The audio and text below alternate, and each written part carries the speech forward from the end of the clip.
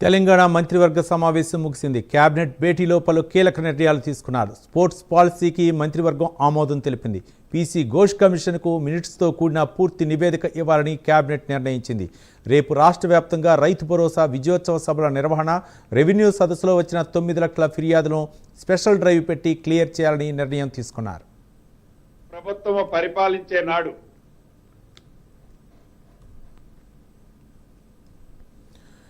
గోదావరి బేసిన్లో ఉన్న వాటర్ను పెన్నా బేసిన్లోకి షిఫ్ట్ చేసే కార్యక్రమానికి ఆనాటి బీఆర్ఎస్ ప్రభుత్వం పూనుకుందని మంత్రి పొంగులేటి శ్రీనివాసరెడ్డి అన్నారు.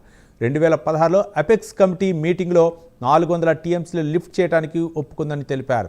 అది మర్చిపోయి బనకచర్ల అనే బంకను తమ ప్రభుత్వంపై రుద్దాలని చూస్తోందన్నారు.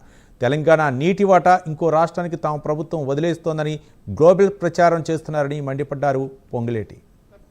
గత ప్రభుత్వం పరిపాలించే నాడు గోదావరి బేసిన్లో ఉన్న వాటర్ని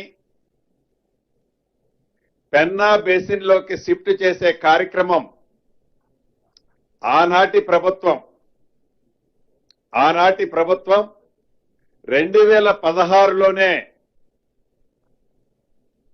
కేంద్ర ప్రభుత్వంలో నిర్వహించే ఎపెక్స్ కమిటీ మీటింగ్ లో 400 టీఎంసీలని లిఫ్ట్ చేయటానికి యాక్సెప్ట్ చేసిన ఆనాటి ప్రభుత్వం అది మరిచిపోయి